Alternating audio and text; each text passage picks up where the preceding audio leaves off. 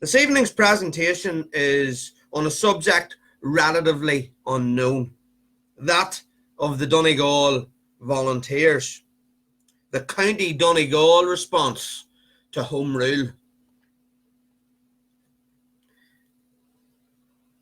At the turn of the 20th century, the County Donegal population was a staggering 173,722. While predominantly Catholic and nationalist in character, approximately 22% was Protestant, amounting to 38,000 people, largely concentrated in the east of the county. This was almost equal to the combined strength of Protestantism and Protestant populations in Cavan and Monaghan. Given the strength of Protestantism and Unionism, unsurprisingly, the anti-Home Rule campaign was embraced locally with great vigour. Despite the claim of the Derry Journal that Ulster Day in Donegal presented no feature of interest, on the 28th of September 1912, 18,808 men and women signed the Ulster Covenant and Declaration, with a further 500 signing elsewhere across the empire, including 2 in South Africa. Among over 110 places where services and covenant signings took place, Raphoe Cathedral was not large enough to hold all those who had tried to enter the building that morning. While the largest single signing location was in St Johnstone, where almost 900 men and women affixed their signature. After a packed service in Newtown Cunningham Orange Hall, the building had to be left open on the following Monday and Wednesday evening to allow those who had been unable to attend on Ulster Day to sign the Covenant. A final tally revealed that nearly 70% of the county's population, Protestant population, over the age of 16 had endorsed the document. By way of mobilising political activity, Unionist clubs had been forming across the county for several years. An upsurge in their activism in the aftermath of the Covenant included the formation of new clubs in Cavan Garden near Ballintra in November 1912, where 35 members were enrolled despite a small Unionist population, and Convoy in May 1913. The Convoy formation resolution stated that a Unionist club be started and maintained in Convoy in defence of the legislative union between Great Britain and Ireland, and for rendering assistance to its members and others in carrying out this policy. From 3 clubs in March 1913 to 6 in May and 7 in June, by July 1913, the County Royal Irish Constabulary Inspector was reporting that 10 clubs were in operation, with a membership of 350 men. Emotions had remained high even 9 months on from the Covenant. At the opening of Newtown Cunningham Orange Hall on the 26th of June, the Very Reverend Dean Kennedy told all those assembled to cheers that they were all determined to fulfil the obligations they took on themselves when they signed the Solemn League and Covenant. They might be called on to do a very serious work, but they would not shrink from it. Plans for that very serious work were already well underway. In December 1912, the Ulster Unionist Council had taken the decision to form a new movement, the Ulster Volunteer Force. The goal, superficially, was to provide a physical army to oppose Home Rule, but perhaps more importantly from the Unionist leadership, to control an ever-growing militancy within its communities. In the process, it also created what would be an excellent propaganda and PR tool for the British and world media. Recruiting was slow in many areas, including Donegal. However, considerable numbers of Unionists choosing to simply remain active with Unionist clubs. In an attempt to rectify this, Edward Carson embarked on a U.V.F. recruitment tour of Ulster in late 1913. His schedule included a visit to Donegal. That day, in Raphoe. The 2nd of October, Carson inspected 1,500 Donegal U.V.F. members. The town was decorated with flags and bunting and included several arches erected in its streets proclaiming "Welcome to our leader" and "No surrender." In his speech in a large field at Oakfield Domain, he expressed surprise at the attendance, saying that "I believe this is the greatest turnout in any part of Donegal since '98, when your ancestors beat their rebels." In a very combative address, he also told them that while desiring no ascendancy over those who differed to them, that "I hope to inspect you again in increased numbers, and with a rifle on every man's shoulder, because let those who imagine that we are out for sport, let them learn that with us this is a matter of grim earnestness."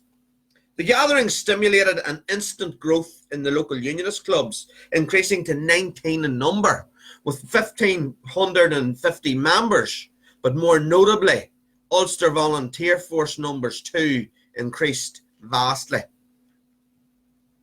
A secret report produced by the Colonial Office in Dublin on the condition of Ulster that same month, October 1913, was relatively optimistic about the possibility of violence in the county. Within it, on Donegal, it was stated by the county inspector that "one thing is certain, and that is that there is a very bitter feeling against Home Rule among the great majority of Protestants in the county. But I honestly think that if Home Rule were passed tomorrow, they would not be capable of doing anything to prevent it being operative.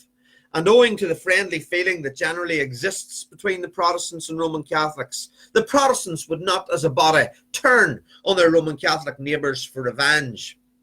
The report's author had only been in position for a few months, and it would appear that both his intelligence and his opinions were lacking and underestimating events on the ground. In an unofficial returns document to headquarters in the old Town Hall Belfast dated the 20th December 1913, the Donegal Regiment Volunteers was detailed as a 3-battalion strong regiment consisting of 2,205 men. The first was made of Inver, Donegal, Ballintra and Ballyshannon districts. The Ballintra contingent totalled 324 men from across Moyne and Cully, Lackey, Ballynakill, Ballintra, Hilltown, Rosnowla and Dig Park. The second included Mulroy, Milford, Ramilton, Manor Cunningham, Lifford, Raphoe, Convoy and Stranraer areas, while the third covered Muff, Newtown Cunningham, Burt and St Johnson. At the head of the Donegal volunteer movement from the outset was the Earl of Leitrim, Charles Clements. Before the third Home Rule crisis arrived, the Earl had already some military experience under his belt, having been commissioned as a second lieutenant into the 5th Battalion Rifle Brigade in 1898, before promotion to lieutenant and a spell of action in the Boer War, before resigning his commission in June 1902. Although throughout late 1913 and 1914, Leitrim oversaw a very active and continually growing regiment of volunteers. He was a renowned hawk within Ulster Unionism, who, along with such figures as Fred Crawford and Lord Farnham, believed that a strong military response was preferable to a political-only reaction to the impending imposition of Home Rule. This manifested itself in strong and tight military organisation in the county, with regular mobilisations and drills deemed a necessity in ensuring a capable body of men. Unsurprisingly, Leitrim was deemed a hate figure for Donegal Irish nationalists. A hate that manifested itself in an extreme form on several occasions. In June 1914, the Earl was awarded compensation of £120 for the malicious burning of over 1,300 trees near Mulroy. The area was said to be an important reserve that had been planted 30 years previously and would take 20 years to restore. He was also the victim of physical attacks on several occasions, the most serious being at Carrigyart in May 1914, when his motor car was pelted with stones and bottles from a crowd of 60 nationalists. In the optimistic October 1913 intelligence information from the Donegal County Inspector, that inspector stated that arms do not appear to have been introduced into this county. In this respect, he was vastly misguided. The Donegal Ulster Volunteer Force were in fact allegedly one of the best armed in the entire force, due for the most part to the efforts of its commander. Leitrim had been involved in gun running from shortly after the Ulster Covenant campaign. From February 1913, Leitrim, with the assistance of a chauffeur, Stephen Bullock, used his own steamer ship, the SS Ganamore, to bring in weekly shipments of arms from Birmingham.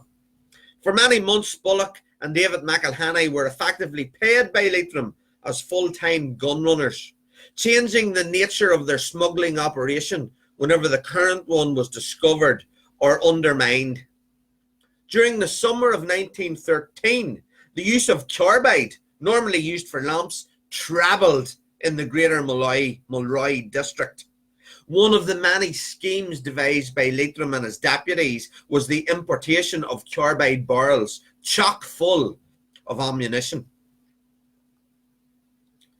By early 1914, there was a continual stream of manoeuvres, reviews and mobilisations of the Donegal Regiment volunteers, with a typical occurrence that of the 24th of February. That Tuesday evening saw the Newtown Cunningham Company of Volunteers visit the Manor Cunningham Company, who both were part of the 3rd Battalion Donegal Regiment U.V.F. In all, 150 volunteers participated in a joint parade along with fife and drum bands and mounted sections from both companies before taking part in a series of skirmishes and field manoeuvres. The Newtown Cunningham Company was under the command of Mr. R.M. Witherow, assisted by section leaders Sproul and Law, while Manor Cunningham was commanded by Basil McCrae and Henry Gallagher.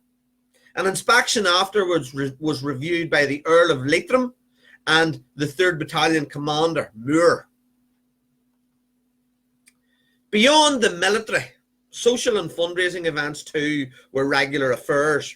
On the evening of the 14th of April 1914, the lecture hall of Manor Cunningham First Presbyterian was crowded to raise monies for Ulster volunteers in the Lagan district.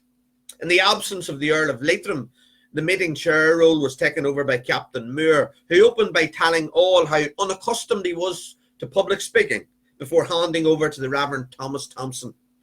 In appealing for support for the U.V.F, the Reverend Thompson reminded those present that back in 1641 and 1642, there were no men more feared by the rebel forces than those of the Lagan. He would trust his Roman Catholic fellow countrymen when they were free and independent from their church. The meeting raised what was then a very substantial amount of £100. Relatively localised events were also accompanied on occasion by some of much higher profile. In March, the General Officer in command of the U.V.F, Sir George Richardson, travelled to the county to make several inspections of the troops in different districts, with his first engagement set to review the 3rd Battalion in Newtown Cunningham. There, 600 men turned out from companies including St Johnson, Newtown Cunningham, Carrigan's, Muff, Birdstown, Carrowkeel, Fahan, Burt, Lismachre and Manor Cunningham, where they took part in a series of skirmishes and manoeuvres. During the day, the U.V.F Chief of Staff, Colonel Hackett Payne, was thrown from his horse, receiving a nasty wound on the face when kicked. The same day, the 1st Battalion was reviewed at Rasnowla, where almost 600 men from its 8 companies wore full equipment, including bandolier, haversack, waist belt and frogs. Military expectation and preparation in Donegal was well demonstrated on the night of Saturday the 4th of April, when a county-wide mobilisation took place. At 12 noon that day, an instruction was issued from the county headquarters and delivered to all battalion commanders via dispatch riders. They in turn passed it on to every company commander to mobilise their men at their drill centres at 8 p.m. Despite the vast area to cover, it was referenced that some had received their orders by 2:15 p.m, with all having received them by 5 p.m. Turnout was high, with the Londonderry Sentinel claiming that the 1st Battalion it was 92%, the 2nd 90%, the 3rd 90%, and a now new 4th Battalion 93%. The following week saw another major operation in the county, but this time for the Belfast U.V.F. dispatch riders who used the Easter holidays to make the 130-mile trip to Rossapana. Travelling in military formation, they were joined en route by detachments from other areas, with the exercise being called in the nature of an experiment that should add to their experience and efficiency. A camp of instruction for the Londonderry City, Tyrone and Donegal regiments at Barons Court near Newtown Stewart in May and again in June 1914 proved a major publicity coup and a useful exercise to increase the ability of the volunteers. 350 company commanders, half company commanders, section leaders and squad leaders from Donegal were present in June alongside City of Derry Regiment volunteers. Although camp command was given to the Earl of Leitrim, with Donegal men also taking the roles of camp adjutant, secretary and one of 2 chief instructors. On the final day of the week-long camp, it was visited by the Lord Bishop of Derry and Raphoe.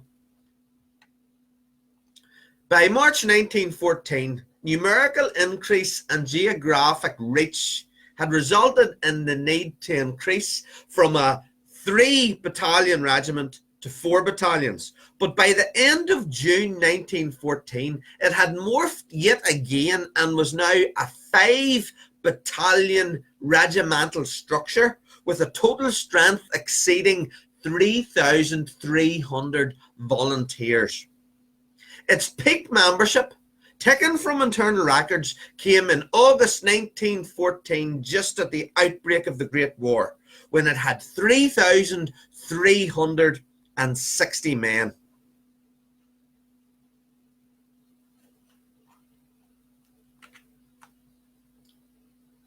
The 1st Battalion became the largest in the regiment. Its 818 men recruited from the districts surrounding Donegal town. The battalion was commanded by one of the most well-known figures to emerge from Donegal in the first half of the 20th century, James Sproul Miles of Ballyshannon. It was allegedly Miles who introduced electricity into Ballyshannon in his efforts to ensure the optimum efficiency of local volunteers, with it also quoted that upon its formation, he was the first official recruit to the 36th Ulster Division. Following the Home Rule crisis and the Great War, Sproul would later serve as an independent TD for East Donegal for over 2 decades. The 2nd Battalion headquarters was in Raphoe, and 751 men were under the charge of what was Colonel John Robert Bailey of Red House, Strabane. A land agent, the 50-year-old Bailey was a retired major, but had been honorary lieutenant colonel of the Prince of Wales Donegal Regiment of Militia that had been disbanded in 1909. The 3rd Battalion was the smallest in the regiment, with a peak membership of 541 men. Centred on Carrigans, but sometimes referenced as the St Johnson Battalion, the commanding officer was initially Captain Moore of Molyneux, then subsequently was headed by W.R. Williamson. The 4th was Remalton. Its officer in command was Solicitor John Allen Osborne of Milford, the founder of one of the county's main legal practices, and also the nominal second in command of the entire Donegal regiment. After the outbreak of the Great War, he assumed regimental command. Centred on Ramilton, sometimes referenced as being the West Donegal Battalion, and with it in the most unsympathetic territory in the county. At its peak, it mustered 574 volunteers. Ramilton itself was referenced as being D Company and 180 men strong under James White. A Company was the combined sections of Mulroy and Rossapana under W.R. Williamson, B Company Milford under William Armstrong, C Company Kilmacrannan and Trenta under J.E.L. Huddleston, and E Company Letterkenny with H. Osborne Jr., the commander.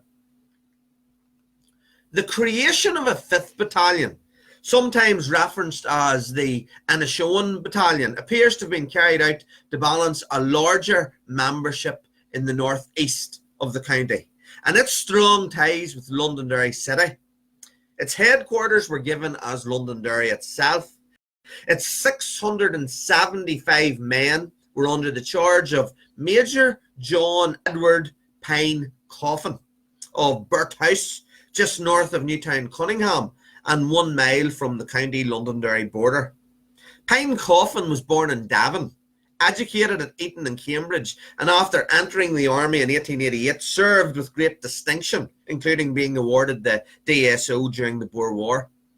His connection with Ulster came with his marriage to Louisa Beresford of Learmount Castle, Londonderry, and his brother-in-law being the commander of the 1st Battalion City of Derry Regiment may well have instigated his involvement in the Ulster Volunteer movement. Donegal women were every bit as active as their male counterparts, but while South Donegal was one of the few parts of Ulster where women were engaged in regular military drill, nursing was the most common manifestation of support.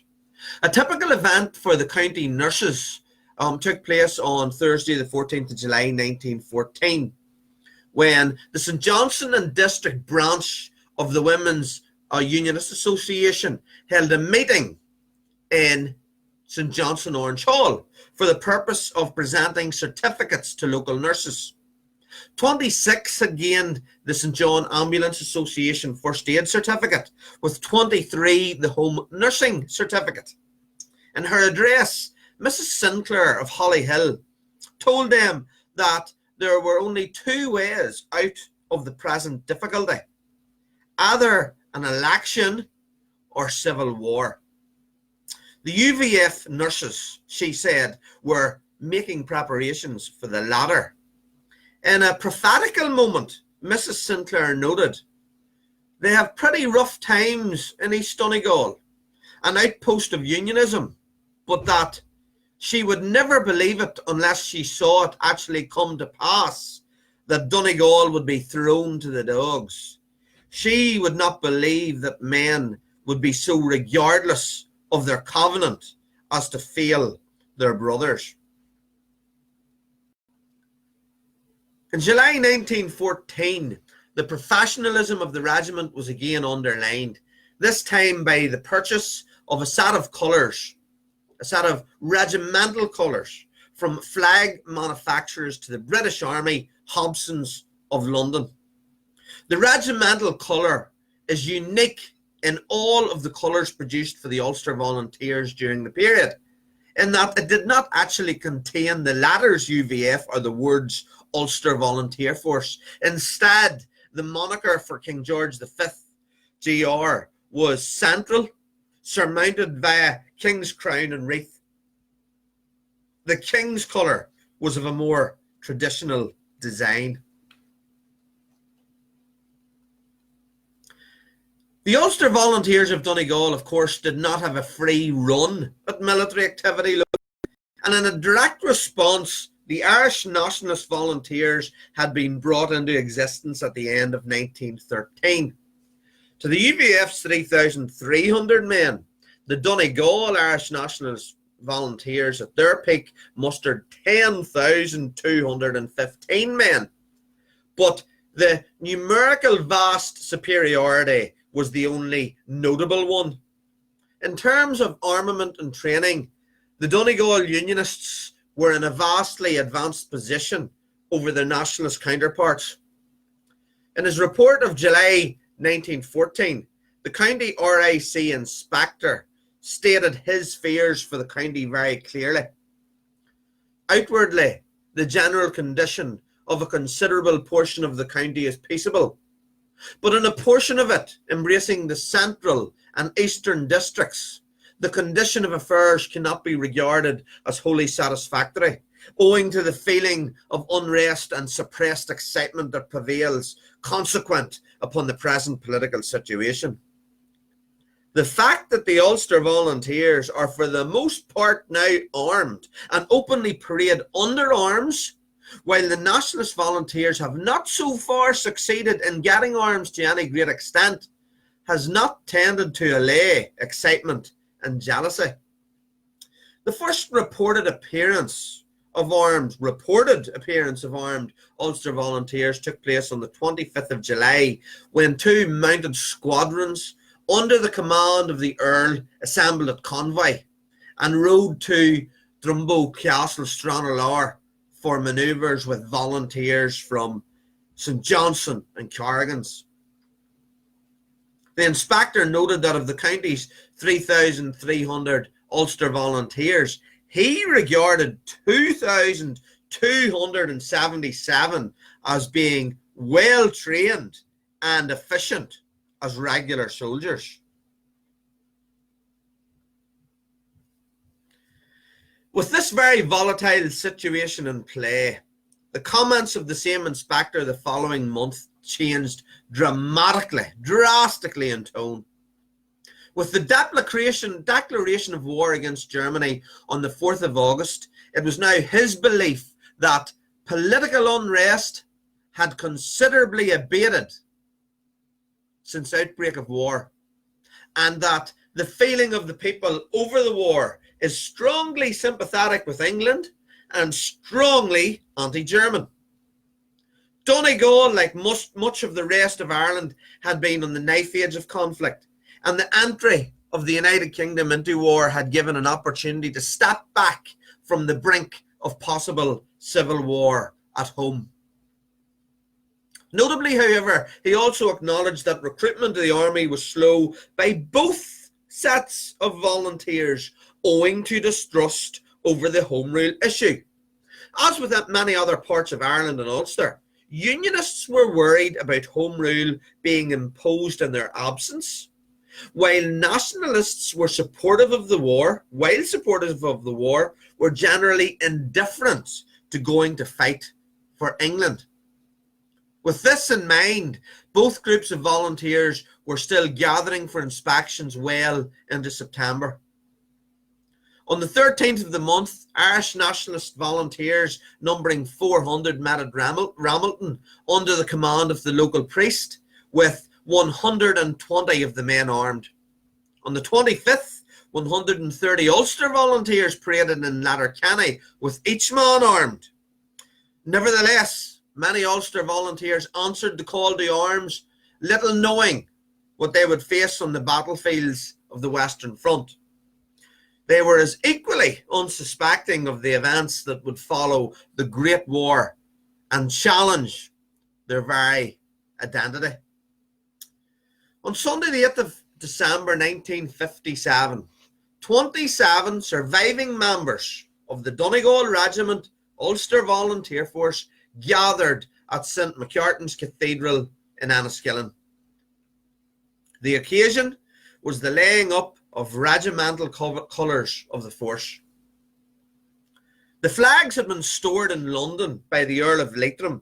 However, upon his death, they returned to the county into the safekeeping of Major Miles in Ballyshannon, who in turn had given them to the Fermanagh Society in Belfast. That morning, the elaborate flags were handed over by standard bearers A. McMullen of Ballyshannon and J. McParland of Enniskillen, and dedicated by the rector, the Reverend Thomas Clements. In his address, Canon Clements told all present that these colours were a reminder of the watchfulness of men who had been alert to the challenge of their age.